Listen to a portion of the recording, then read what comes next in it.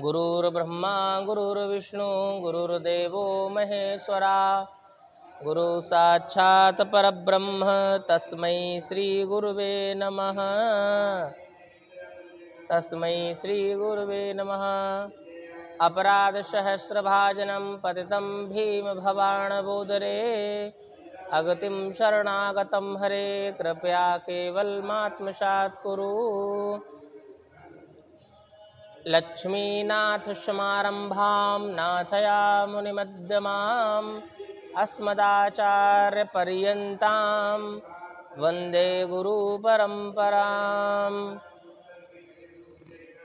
श्रीमन्नारायण नारायण नारायण भजमन्नारायण नारायण नारायण, श्रीमन्नारायण नारायण नारायण।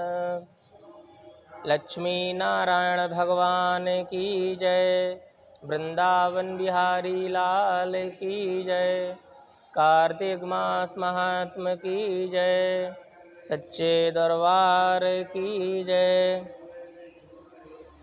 आज हम लोग जो हैं कार्तिक मास महात्म के 5वें अध्याय का श्रवण करेंगे। एक बार देवर्षि नारद ने पितामह ब्रह्मा जी से पूछा कि हे पितामह, शालिग्राम का पूजन करने की क्या विधि है?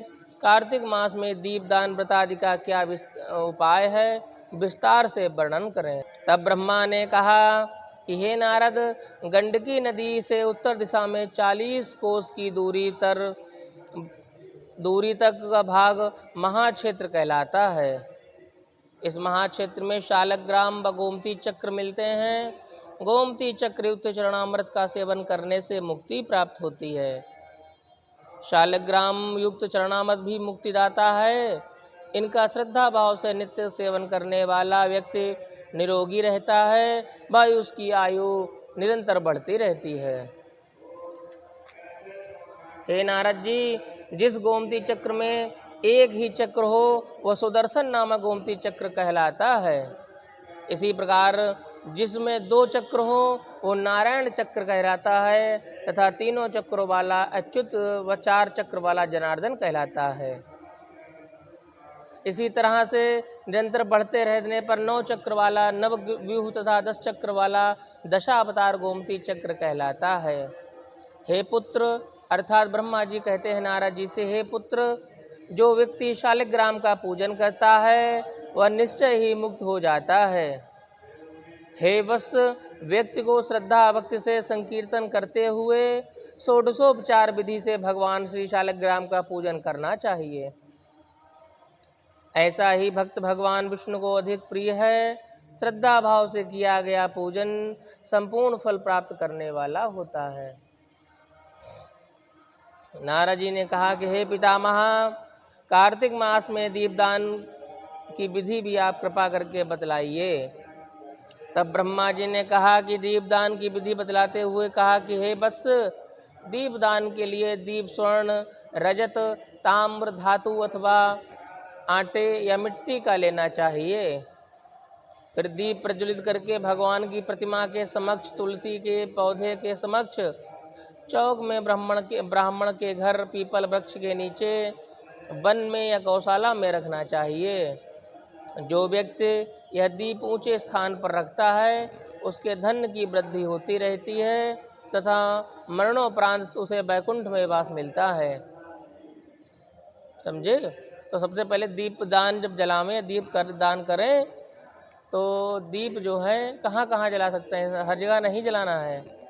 या तो भगवान की प्रतिमा के सामने, या तुलसी के पौधे के समक्ष, या किसी चौराहे पर, या किसी ब्राह्मण के घर में, या पीपल के वृक्ष के नीचे, या किसी जंगल में या गौशाला में रखना चाहिए। बस जो व्यक्ति यह दीप ऊंचे स्थान पर रखता है उसके धन की वृद्धि होती है तथा मरणोपरांत उसे वैकुंठ में वास मिलता है। यानी दीपक हम मंदिर में रखन गए तो हमने यहाँ रख दिया, हम खड़े हैं तो हमने यहीं रख दिया, हम खड़े हैं तो हमने यहाँ रखा। अपने से उच्च स्थान पर दीपक को हमेशा रखा है। यानी हम अन्य आरती करी और जला के हमने यहीं रख लिया या यहाँ रख दिया। अपने से उच्च स्थान पर दीपक को जला करके रखना चाहिए। और कहाँ जलाना चाहिए वो बताया, कहाँ कहाँ जलाना चाहिए, और वहाँ जला करके और रखना कैसे है वो बताया गया कि हमेशा ऊंचे स्थान पर रखो। जो व्यक्ति ब्राह्मण के घर दीप प्रज्वलित कराता है उसे यज्ञादि कर्म का फल प्राप्त होता है। दीपदान करने वाला भगवान से प्रार्थना करे कि हे प्रभु, मैं आपके निमित्त यह दीप प्रज्वलित कर रहा हूँ, आप प्रसन्न होइए। हे पुत्र, कार्तिक मास में मथुरा, माघ मास में प्रयाग तथा वैशाख मास में हरिद्वार में वास करना उत्तम माना गया है। कार्तिक में मथुरा में, कार्तिक मास में मथुरा में वास करना बहुत पवित्र माना गया है। ऐसे ही माघ में प्रयागराज में, इलाहाबाद में तथा वैशाख मास में हरिद्वार में ये वास करना उत्तम माना गया है। व्रत, पूजन व नियमादि सूर्य के तुला, मकर व मेष राशियों में होने पर अतिफल प्राप्त होते हैं। इसमें तुला के चल रहे हैं। इन मासों में सत्कर्मों के करने से पाप दूर होते हैं। हे नारद, जिस प्रकार सूर्य के भय से अंधेरा, गरुण के भय से सर्प, सिंह के भय से हिरण आदि पशु, वज्र के भय से पर्वत और वायु के भय से मेघ व ज्ञान के भय से दुखों की निवृत्ति हो जाती है, उसी प्रकार तीर्थ दर्शनों से पापों का शमन हो जाता है, अर्थात पाप जो हैं वो नष्ट हो जाते हैं। कार्तिक मास में स्नान, रात्रि जागरण, तुलसी पूजन, दीपदान, मंदिर में सफाई आदि करना उत्तम कर्म माना गया है। इस मास में कथा संकीर्तन करने से मनोरथों की पूर्ति होती है। अब नारद जी ने पूछा कि हे पितामह, पिछले जन्म में कौन से पाप कर्म किए थे, इसका ज्ञान कैसे हो सकेगा?